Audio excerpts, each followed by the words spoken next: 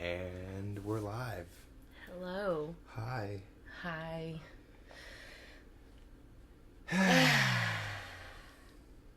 We're here after much deliberation and consideration to say the quiet part out loud. I'm Brad Burns and this is Cassidy Burns. And that's Bridgette, if you can hear her. We are new parents now. Well, once again for me, my third, Cass's first. Making this podcast even more significant as we, as nurses of 19 years collective experience, discuss what we've learned and do our best to reduce harm outside of the employment umbrella. We've made it to hospice nursing, the final form of nursing, and it's been a journey. How would you describe your roller coaster up to this point? Would you say this is the final form of nursing, or? I would say that all of my nursing experience leading up to it prepared me for the best job, the best setting. Yeah. And it's a lot of revealing what is power in our own healing for ourselves, not just our patients, but through helping people into dying, helping them through dying. It's given me, I'll speak to myself first, a lot of strength in being able to face any big scary I have. Because what is bigger than dying? What's scarier than dying? There are a lot of boogeymen out there, but if we let life flow through us and dance, chance in that dance with every boogeyman, we are safe to do it. Yeah. So that's something I tell patients when they're passing, is that they are absolutely safe and divinely protected.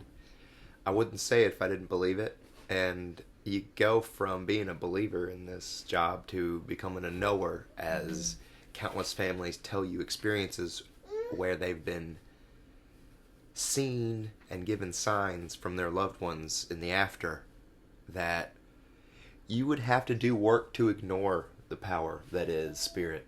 Yeah. Which I'm not. I'm not going to do that work anymore. I'm going to allow. One of my favorite coworkers who had been with the company I worked for 25 years as a social worker told me, if you are open, you will see things. So I'm really grateful for what has been offered to me and still is every single day in my own life, not even as labeled as a transitioning, active, dying patient of earth. Patient of earth. And that's what brings us here. Thank you for doing this podcast with me and talking it out. I know it's been something we all have in our hearts as patients of earth, to be better prepared for whatever it is that is on its way, surprise or not. Everybody's different. Nobody follows the exact path. And Dr. Said So doesn't know. He's not, she, gals can be doctors these days. They're not really allowed to be witness to death and dying in these big buildings. So as much as they do their best to tell you what's going to happen, they don't know. In fact, some physicians are so far from death and see it as such a failure. I've read stories of providers who became suicidal themselves after the death of a patient. Yeah. Thinking that they had wasted all of their time and energy in schooling to be a failure. And death is not a failure. We all do it. And it can be done gracefully, joyfully. It doesn't have to be this loss. Although there is although it seems that there is less after the spirit has left this body, it is it's not a failure. It's not. It's untying the other shoe as slowly as possible as it falls. And that's something you see in hospice a lot, where people are intent on knowing when, how it's going to happen. They ask, how much longer? What's going to happen? Do they look like they're about to go? Like, tell me the truth. They'll say a lot because they've been, I guess, maybe lied to in a way about ability to tell the truth, to tell the future. And that liability in these big buildings has handcuffed a lot of healers to just be ignorant, almost intentionally. So they do have their own grief in those moments where, when that happens, the inevitable, it's too big for them to take, and their big feelings don't have the big answers either. We are humans. We are funny little creatures crawling around as patients of Earth, and I'd like to lead us with this list of rules that has come. She's got your water. Bridget's rolling around. Copy clip. Get out of here. Don't do that. Hey, quit it. There you go. And still flowing. Kill. Will you hold these a moment for me? Of course, I'll hold them as long as you want. I'll lead us to the rules of being human, handed down from ancient Sanskrit. I actually received from a friend June 9th, 2 years ago. And today is June 8th. Quite serendipitous that I decided that we would do this podcast today, and wanted to have these rules as one of the first things we mention. Because there's a lot of guilt, there's a lot of shame, there's a lot of taking it personal in healthcare, which we're hippies. Hospital hippie is my nickname. Papa Hip, another one, because I've been belly dancing to the point where I want to have strength in my hips in my 80s and 90s so they can be sturdy and not pop my hip out by squatting down and just moving around in life. So these 12 rules, without further ado. 1, you will receive a body. 2, you will learn lessons. 3, there are no mistakes, only lessons. 4, a lesson will be repeated until you learn it. A lesson will be repeated until it is learned. There's really no you. These lessons in life, they get learned upon us if we don't let them learn. I see you reaching. Yeah, I'm going to move a little bit more. Yeah, that's a kangaroo. You want to show the world? 5, learning lessons does not end. 6, there is no better than here. We never get there or then, no matter how much traveling we do. The rest is here and now. We will always be here and now. There's no then or there. 7, others are merely mirrors of you. So as much as that might be frustrating, as we might not like the other, that's a reflection and a lesson to be learned itself. What is it about them that is a reflection that I dislike or disapprove? 8, what you make of your life is up to you. Always up to you. 9, it's a bit of a rephrasing of that sentence. Life is exactly what you think it is. 10, your answers lie inside you. Let that sink in for a moment. So it's a reminder to me as I compare notes as a hospice nurse watching families face the music, so that I may be able to myself one day. Both my parents are alive and well, as far as the Americanized health can be. Maybe get into that later, we'll see. But I'm thankful for that, because it leads to 11, that you will forget all of this. Not you might. It's a rule. It's a rule. Number 11, we will forget. We think we're bad at remembering, but we are good at forgetting, and it is a skill. It's important. If you had to remember every single thing all the time and keep your mind straight with that, it'd be a problem. We need to remind ourselves that. We don't need to re-heart ourselves. The mind is the thing that needs reminding, not our heart. So as you forget whatever it is that your mind has told you, just know that that's okay. It's okay to forget. For those who are experiencing their parents slipping right now and not able to remember them, just know that it's okay. They still know you, even if they can't remember your name. Remember who you are. Dementia is a cruel mistress, but to forget is a beautiful thing. Oh, and number 12. To pull it back, you can remember it whenever you want to. You will forget, but you can remember. And that's why we're doing this whole thing, is because the amount of grief that we experience is directly related to what we are open to and what we allow our heart to experience. Because there's a thing that people say, you may have heard it, ick. And it's a feeling in the belly where you feel sick to your stomach, that it is not something you can handle. The ick, I've abbreviated as, I cannot know. Like, I cannot know this about you. It icks me. I have to get away from you. But the ick can't stick if we move, groove, and improve and let life flow through us by hanging up on the hang-ups that dial in to what we know is flow in our heart. And making palliative care more palatable is the purpose of this circus that we're building, called Soul Circus Ministries.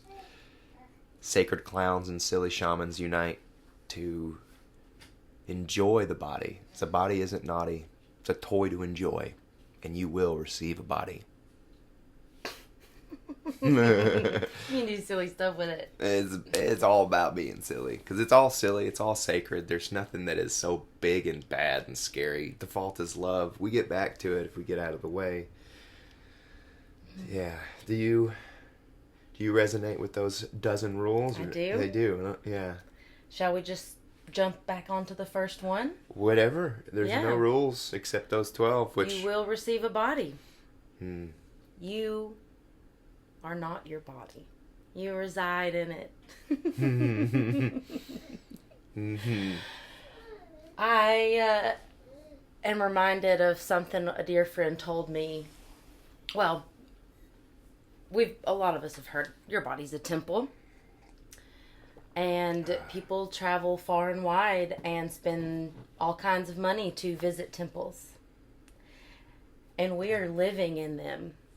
Each and every one of us are living inside of this temple, literally made of earth. We are a part of the earth while we live on it. Yeah. Elements riding you around. And when you can really remember how sacred it is to be within a temple, it can really shift. Yeah. The way you treat your body, the way you relate to your body, the way you care for your body. Yeah, and that, I feel, is a big issue in healthcare, is the mystification and blockage of health. So we are here to demystify health and remystify self. Can't self less. All we can do is self more. There is no end to the self. We talk about in psychology the ego and how that contains us. It's good. The ego helps keep us from crossing the street too fast. We look both ways. We want to make sure the skin suit stays intact. And the self, some might see as the opposite, but it's funny to think when self includes everything, it includes the ego as well. Self is ego and non-ego merged together so that they may understand what it is to leverage that ego. And that's part of why I love calling us sacred clowns. Clowns are not just the idea of being a goof or being something to be made fun of or play down. It's a matter of cracking the big yoke of the unserious business of life. The gesture is the reason the king listened. It wasn't that all of his subjects were going to tell him the truth. There were people pleasers all around the king, and he needed the jester to give him a little bit of a fart in his heart out when he was thinking his don't stink. And that's that. There's a lot of us around these days. We don't wear masks all the time, but we do have a tightrope to walk. And I'd like to jump into some insights of what that sacred clown sign might be. You might be a sacred clown yourself and you might not know it. Do you want to hear the 7 rules or the signs you might be a sacred clown? I would love to. I've come across them on I can't remember what website it is, but if you look it up, I think there's only one big search result you'll find for the 7 signs of being a sacred or silly clown. And the first is a robust spiritual flexibility. It is, where is that? Yeah, it's useful to not be used to bridge this idea of sacred and silly faith with a faithful doubt. There's no guarantee from your outside what you're going to be able to agree with on your inside. I have a character we joke about named Dr. Said So. Dr. Said So will tell you what to do with your body. He'll give you a good pill. He'll tell you what to do. And if you just agree to that entirely, you might not know what's going on with your body. And to trust someone else, any else outside of yourself, outside to say, yes, this authority is in charge of me. It's a religious talk a little bit. All religions were birthed out of a need to understand what's going on with our overwhelming fear of death, this loss of connection to nature, this anxious chitter chatter turning our burn into a chant. These are the reasons that religion came to be. And now we got such a Dr. Said So ism in healthcare that it's become a religion of you believe what I tell you or else. And that doesn't heal. That's a lie, and liars don't heal. To have a robust spiritual flexibility is to be okay with not knowing. Be okay with questioning. To know God is to have more questions. To obey God is to not question. And Dr. Said So ain't no God. Oh, Speaking of mirrors. Speaking of mirror, baby grabbed our mirror. Yeah, I remember even before I really expanded outside of what I was taught in my childhood church, even within that prior, more limited understanding, I remember being granted relief that I did not know all the answers. Yeah. I remember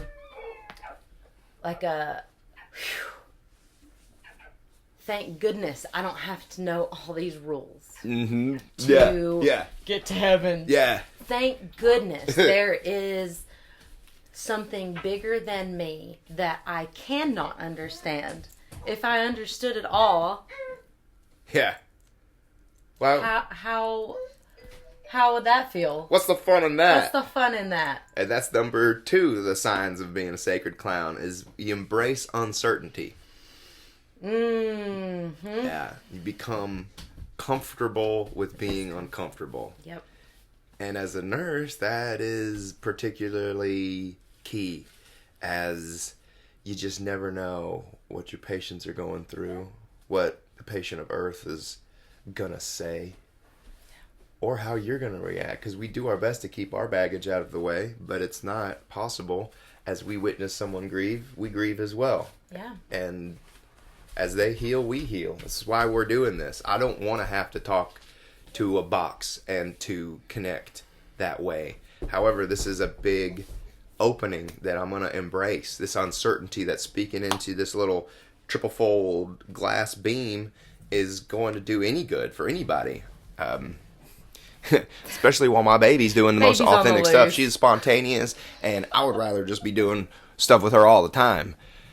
However, I have a desire that is not going away. I'll be back. And that leads to number 3. It's the ability to hold tension between the opposites. There is...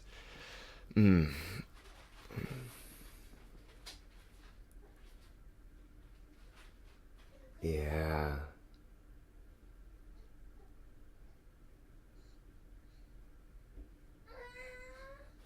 Yeah. Reason operates in service to imagination. Our imagination and our uncertainty is what allows us to bounce back and forth, which is something you hear in hospice and grief a lot, is I go back and forth. There's a lot of acceptance in death. There's a lot of beauty in this dying process as we return to nature.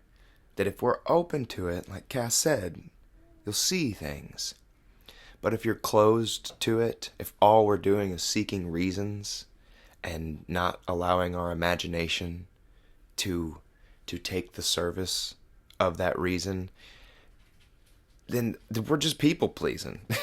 We are only given our small ego the comfort of a Band-Aid, a pacification. We're just sticking our finger in our mouth because the ick is hurting too much. But if we allow ourselves to look at the plate and make a date with it, we can start to cut up these big feelings into tiny bite-sized pieces to make palliative care more palatable, make it taste good to us.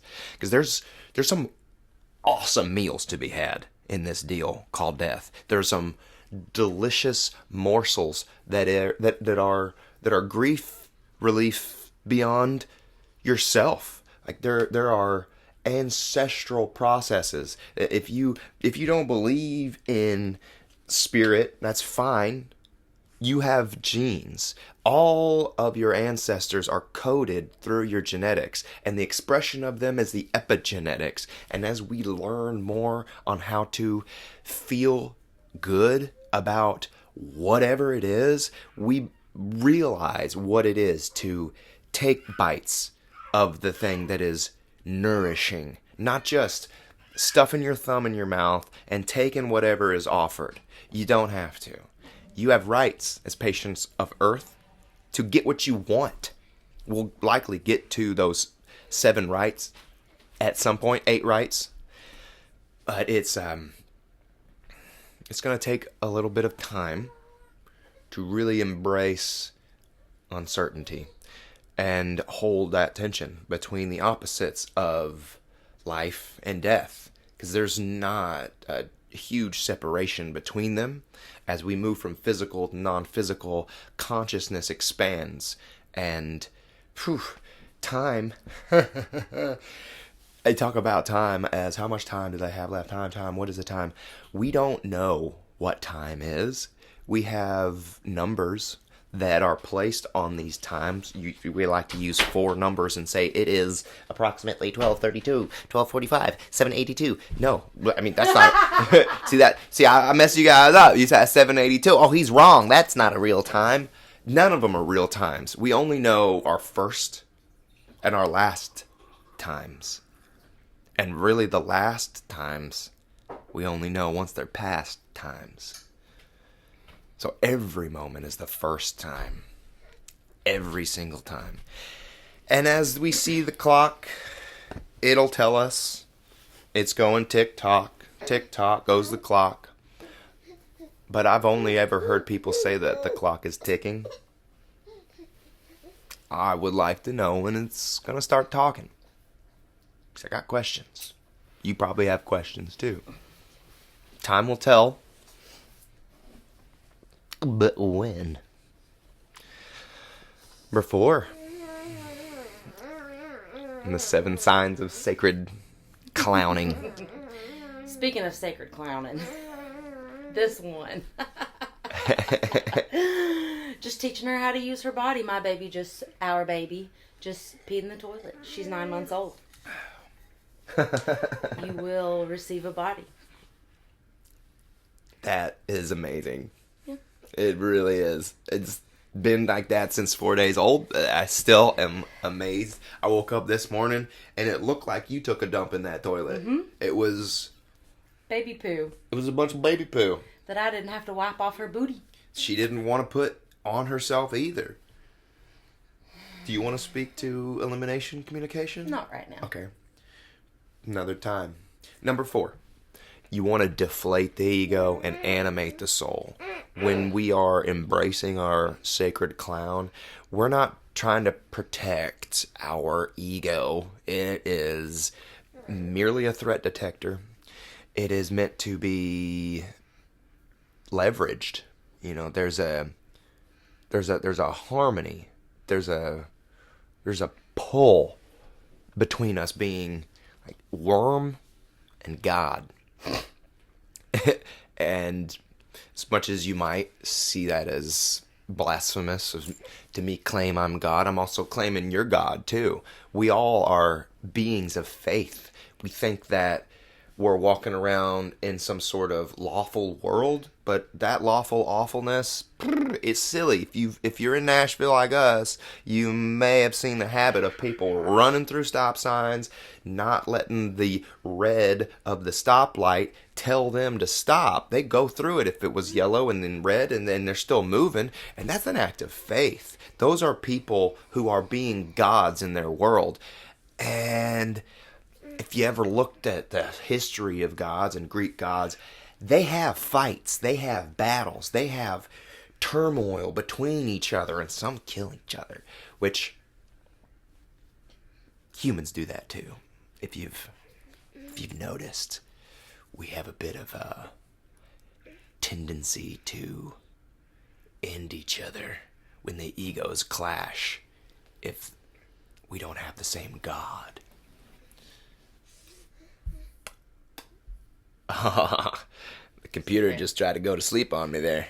I don't need a computer to be alive, but I do need it to keep going for this podcast. 28 and a half minutes. I like where we're going. So number 5, after we realize that we may be deflating our ego, embracing and animating our soul, that's a sacred clown sign. Don't have to have the painted face. You can just be embracing that silly. 5, I'm reading a tiny picture from my journal, and I write in cursive, so excuse me if I'm ever looking at it and going, who is that? What does that say? Promote radical egalitarianism and mock all tyranny. Oh, that's a good one. That is. I'm going to say that again. Promote radical egalitarianism and mock all tyranny. That is, I was just describing with those who think their rules come before others. Running stoplights, that's a tyrant move. There's no sustainability in taking from someone else taking more than what you give. And when we don't give safety, people will take that safety from us. And there's a karmic redistribution to it. The Bhagavad Gita talks about a peak of irreligiosity in the world is the reason why Godheads come back. And to get super deep in the paint right now, as far as those in the world who are not promoting radical egalitarianism, children screaming when they're dying doesn't just blip out. Just because they're not in your neighborhood, just because they're not in your own home, it doesn't mean you won't hear that. It doesn't mean it doesn't echo in eternity. It is. When Alderaan was destroyed, thousands of voices screamed out at once and then were silenced. But they screamed, and you heard it. And that is to jump to the fifth gate of grief, ancestral grief. How do we allow ourselves to ignore those who've not been able to mourn? We can't. We can't. When there's no sacred rites of burial and ceremony, and we destroy, it doesn't disappear. That radar threat grows. If the scene is unsafe for some, it's unsafe for all. That is radical egalitarianism. And to go straight to the numbers, there's a saying that I broke out in our honeymoon cruise on the Viking honeymoon with a bunch of staunch retirees who have a lot of numbers making them numbered, thinking that somehow those feathers in their nest are going to help them fly when they're not putting their most where it'll do the best. I asked, it was kind of funny because they thought I was going to say something cute as I stumbled a little bit over my words. The idea of a man shooting a missile that costs as much as he'll make in a year at someone who will never see that amount of money their entire life is not defense. It's not war. It's genocide. It's taking more than giving. And there's resources all over the world. This earth is abundant. We have enough space for us all to fit. The magnetic sphere of this electronic, beautiful record called Earth can handle billions more people on the tape, on the record. So this idea that somebody's got to go for you to stay, ain't right. Radical egalitarianism to mock all tyranny. Number 6. This is where it starts to get a little confusing for some because, I'm talking morals, but I'm also not that moral. I'm an amoral agent of excellence, par excellence. Which, what does that mean? That means gesture between essence and appearance. I might look like I'm a guy, but I'm not. I'm a spirit. Everything has masculine and feminine principles. We're all bouncing back and forth between ideas, between saying, I'm going to go without smoking a cigarette a whole month. I smoked a cigarette because I wanted to. I gave myself some grace. Life gives enough grief. When we fall short, give yourself grace. Don't put yourself in the grave and put that final nail in the casket yourself. You can't. You can't do a reach around and nail the outside of the casket while you're inside of it. So just stop trying. You can't. That's not a reach around. That's not what I've always heard as a reach around. Boop, boop.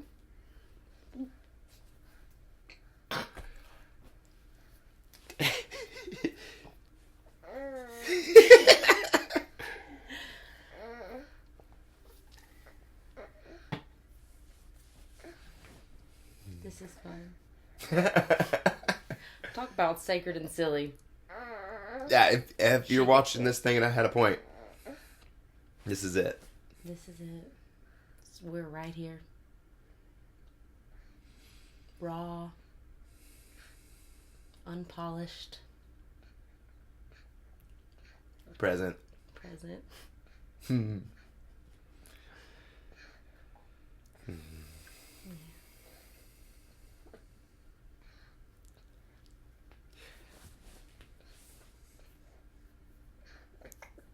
You will have a body. And if you have a baby and you choose to let her feed from it, it becomes your full-time job. The most prioritized role.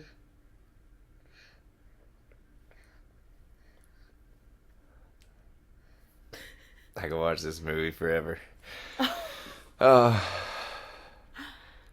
That is an excellent way to wrap the seventh sign of being a sacred and silly clown, is to be able to move between metaphor and reality by contrary means. I don't have a point. I'm not here to tell you what to do. I'm here to say what I've been shown so that you can be known. So as we learn how to give our flowers while we live, we find out how little we know about what makes people tick, what makes people talk. I never know what she's going to say next. And I think, do you know what I'm going to say next? She doesn't know what I'm going to say next. We've been together, how many, 6 years at this point? Married for 3 next month. And I'm still scared of you. I'm still surprised by you. I don't have control. Never had it, don't need it. I won't get approval because I don't understand what that even means. Security is also a false god that just doesn't exist, because this body is not meant to be secure. My spirit is safe.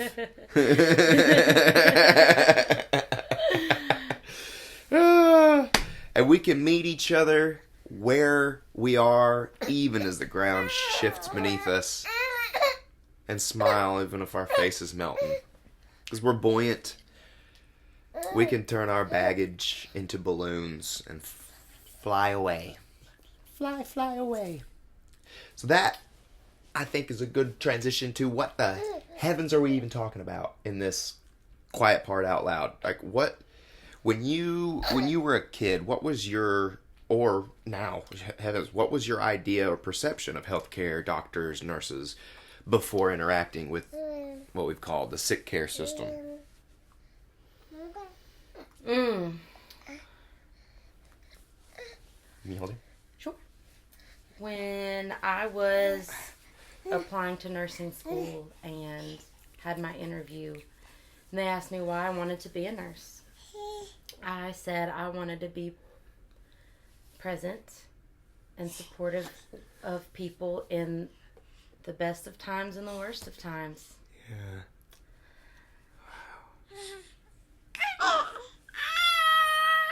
The best and the worst.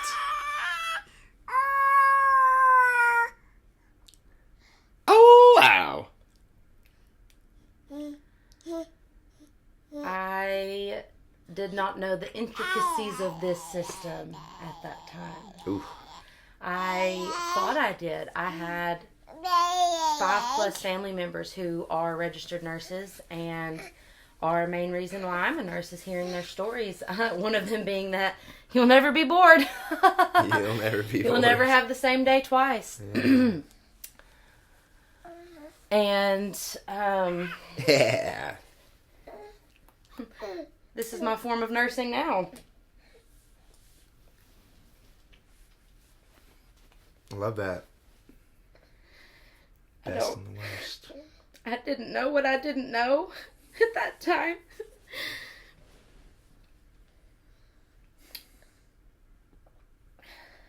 I didn't know what I was signing up for. And I'm grateful for that, because if I did, I don't know that I would be here. And I am so grateful to be.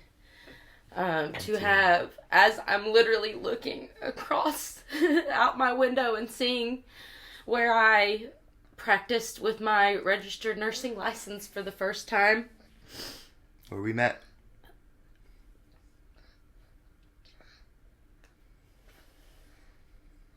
So you had the idea you'd see the best and the worst, but you didn't know how worse the worst would be, and I surely did not know how beautiful the best could be. And as they say, the best is yet to come. I'm addicted to highs, I'm addicted to lows. And everywhere in between. Everywhere in between. I thought I was going to be an actor in high school.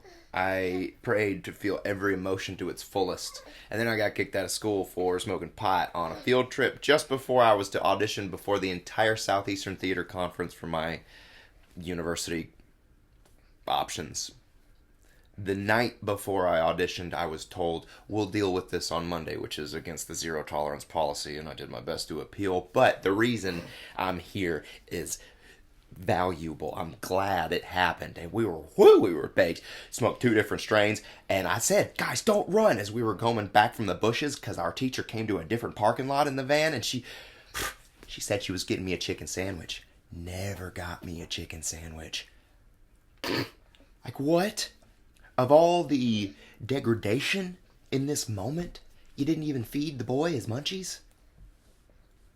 Criminal. Criminal. This world needs a better class of criminal, and I'm going to give it to him.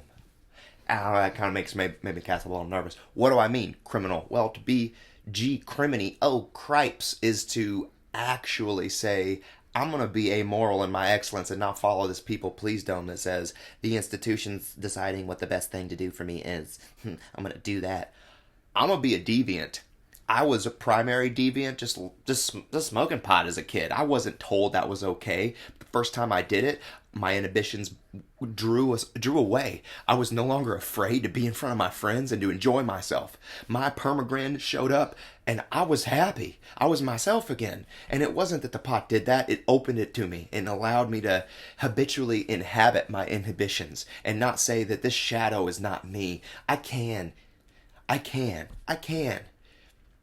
And for me to be in the secondary deviance, which for those who have not had sociology, primary deviance is when you do an act in private that is breaking away from what the people-pleasing or what the dominant culture would say is appropriate. The secondary deviance is when you're recognized in public for it. I became known as a pot smoker, and I was effed in the A. I was no longer in school. I wasn't going to be an actor anymore, and I'm so thankful that happened. Whew. Because now I'm acting like a nurse. And it's my best role. People love it. Landed me this role as a husband, which I didn't know I'd ever be able to do. As I witnessed oddness in many matrimonial states as a child, where it seemed like each party owned each other, which I still have some umbrage to take as far as what it means to be in a relationship that isn't possessive, that is practicing ahimsa or nonviolence. And again, I'm not judging, only Jod will judge, but when you tell your partner to do something and you think you own them, there's no consent, there's no choice. That may as well be slavery if they don't actually choose you, and I choose you every day. I may have some issues in my heart about being able to feel worthy, but that's me, and that's me coming to the table with my plate and saying, I need to eat this before I can be somebody I would be a partner with myself. And that's a grief every day. We talk about the end of life phase happening once. No, I've had fatal versions of me come back multiple times after I've put them in the grave, and they still think they get a say when they don't. I've put old versions of myself to rest, and you can too. We can mock our funeral at any time, which we do provide as a service, a Have you hired a clown for your funeral? Have you hired a clown? We put the fun back in funeral. Do you want a kiss too? What a nut. Golly. You're so fun. My idea of healthcare when I was a kid, I didn't know anything was good for you. I hated hospitals. I was scared of them going in. I still am. Me too. It's ridiculous. I used to think that the fear-mongering was for something beyond fear, but I think the monger is for the fear itself. After being admitted, treated, and discharged. Have you a change in heart now that that's a different side, not seeing it from the nurse's perspective, but from a patient of earth perspective, like when you experienced that, what changed? For me? Well, my most recent and wild experience as a patient inside the walls of a hospital was delivering this baby into the world, which was not my initial goal. I had planned a home birth. Well, long story. We'll get to that one sometime. But I ended up having a belly birth. Thank you to the kind surgeon who helped me remove my baby safely when nature could have offered a different outcome. I'm so glad you're here.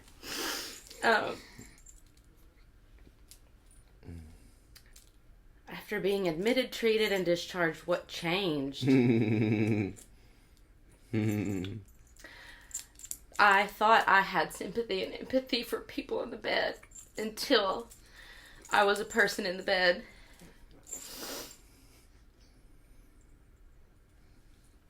And it has only fueled my desire to advocate and educate, because I don't know how my situation would have been if I didn't have the knowledge and tools that I had. One example being, I declined a lot of just run-of-the-mill standard orders that comes with a C-section. I did not need Pepsid. I did not need 1 dose of an antibiotic leading into surgery when I'm about to birth new life, who is to be colonized by my normal flora.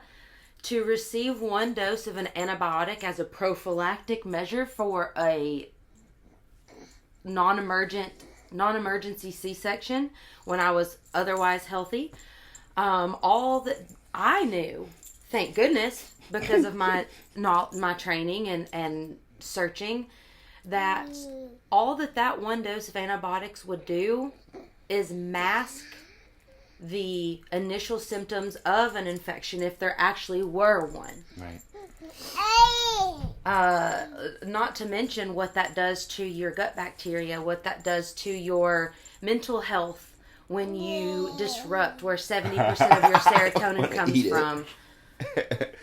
Yeah, and it's bad stewardship. They teach us in school to get us a sample and to find out what bacteria is present to see which antibacteria will be effective. But to prophylactically just say you're sick and to say that you need this is not even to say you're sick, but just as a just in case. Right. We're gonna disrupt your entire normal flora just in case. With Keflex, something that is not... It's not specific. It's not specific. It's a broad slap in the face to your entire bacteria, which we're outnumbered by our buggies 10-1, and you want to keep them happy.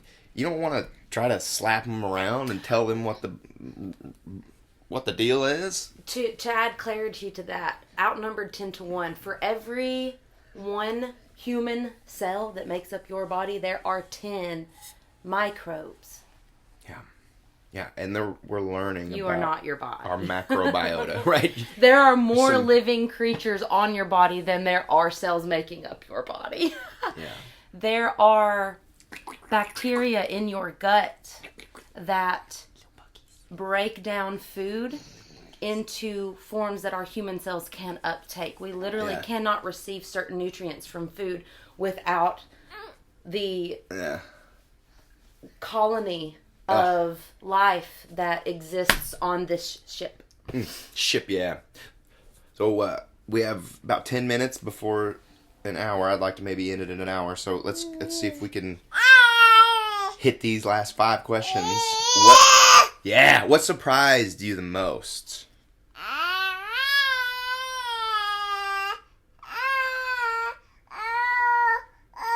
I can tell you what surprised me the most is how we were received. There are a lot of nasty talks about hippies in hospitals being like anti-vax or anti-this, anti-that. We were received with such grace and appreciation of our autonomy that I don't even know why to think that anymore. There's such a broad brushing that I think the broken news has brought to us all, that we stick ourselves in these people-pleasing boxes to not get what we think would be best for us, to not advocate for ourselves. When the news, it's broken because they tell us it's breaking news every day. They keep breaking it and they put it back on the shelf and don't let it heal. This news won't heal if we keep breaking it. And the new in the now is you healing and feeling good about it. There's nothing that is wrong inherently with your body. You are not original sin. That's a lie. Paul, bless him, he had a bit of a people-please-dome himself, being a Christian killer, practiced, changed his name, shaved his scruff, felt more tough. It still sticks in his body, unfortunately, and the way the whole authority ran with it. Not Yeshua, not Jesus' words, that the, similar to Sanskrit, all the answers lie within you. The kingdom of heaven lies within you, not you are a sinful, shameful, nasty mess of an unblessed stress. The body's not naughty. It's a toy to enjoy. It's a beautiful thing. And that surprised me the most is I was a bit prickly and prepared to defend myself, defend my wife, defend our baby from something that I thought was going to be ready. A fight, which it just wasn't. It wasn't. It was just asking and receiving. It was as easy as pie. Which was so easy for us. Right. Because of the path we've walked, because of the things we've seen. Right. Had I not known what I known, to choose to decline certain things that were offered to me per standard, I would have just received it. Yeah. It's beautiful. And number 4, the fourth question, anything come true that you did expect? Pain. Yeah. Nothing like pain to let you know you're alive was my dad's second lesson to me. His first was, remember to breathe. Everything else will take care of itself. Remember to breathe. But pain... Pain is a signal. It's a beautiful thing. And it doesn't have to mean suffering. It can mean move. Get that ick unsticked. Which leads to this next question. How would you do it if the resources were infinite? Which they are. The resources are infinite. It's just not materialistic resources. You are the source, resourcing itself from the elements. So that question I wrote a while back before I fully embraced the awareness of everything we need to heal is within us and all nature. So how would you do it if resources were infinite? How would you do it? Hospitals outside? Maybe be able to open a window? Well, funny enough, outside came inside with me. I was in the OR and had a green, what are those called? Not scrubs. Outfit? Green gown on. How I even saw this little critter, I don't know, but I saw a teeny little bug on me. I was already in the OR. The blue tables were already out. Sterile was already. So when I said, "Oh, there's a bug," all the nurses and the doctors went, "Oh!" And I said, "I guess I have to kill it." Squish. Oh, ouch. So in my case, I feel like the resources were infinite. My midwife told me that in nature, mothers and babies die all the time in childbirth, and we have tools. Yeah. Use your tools so that you don't become a tool yourself. It's something I remind myself and patients when I'm offering medicines in the end of life, because the mindfulness with medicine is what helps heal us. It's a helpless experience being rode through life on this roller coaster.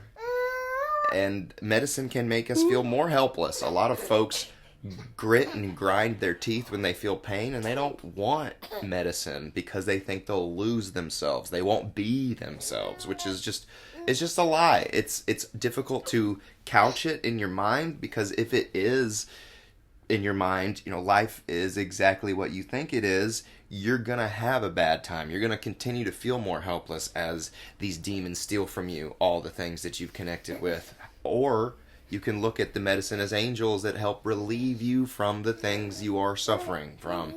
Relief. Relief is sourced from the word relevare, meaning to lift up again.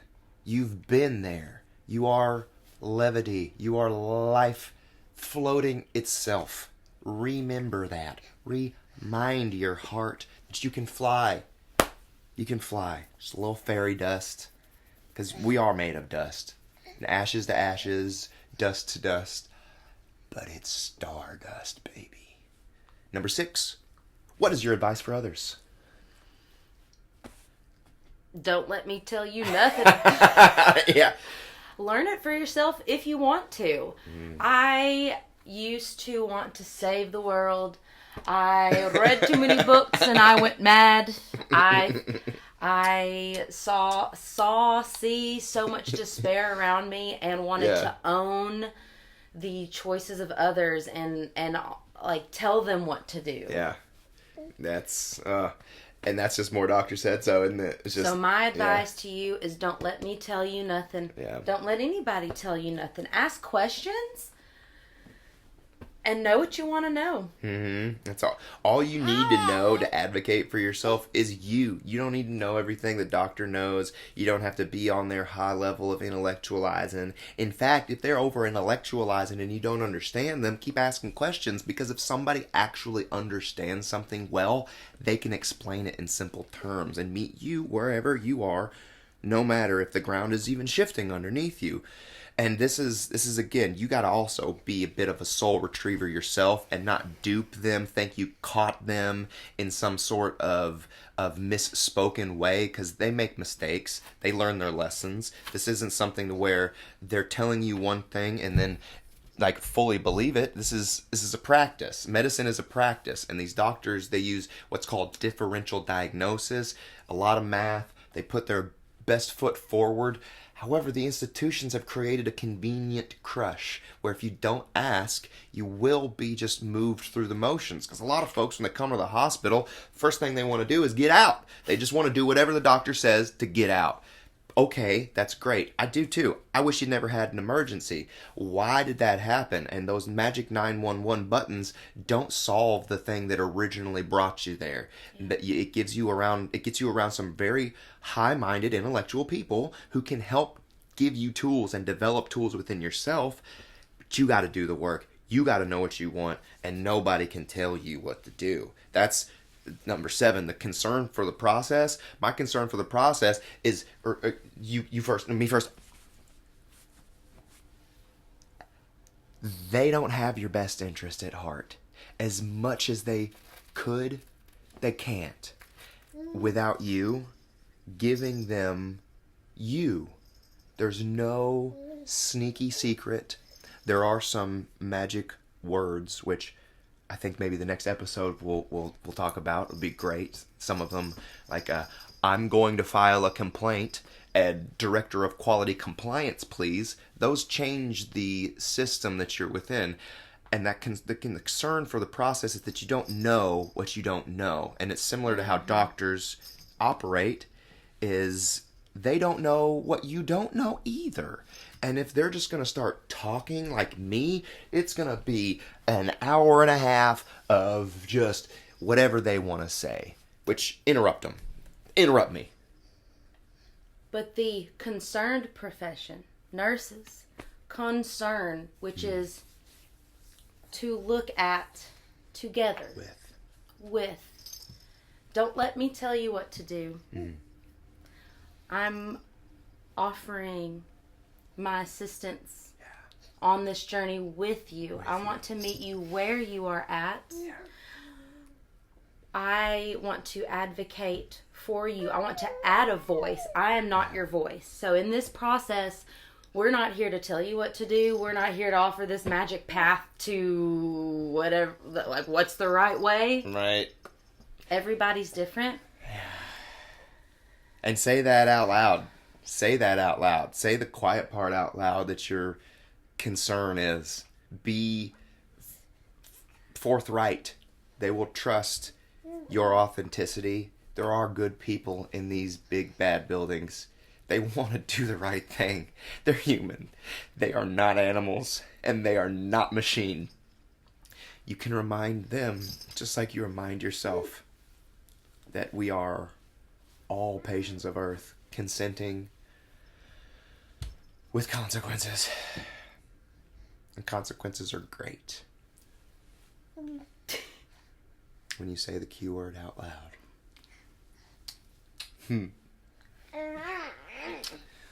Thanks for coming to the show, and I hope you may have picked something up. If you did, please leave a comment or review or whatever it is that you do. I don't know, maybe the thumb up thing. Just don't stick your thumb up your butt if you can. Please let the stick fall out, and then you can wiggle and wag your tail, because you can't wait for fingers to stop wagging at you. You gotta enjoy your life. Wag your tail.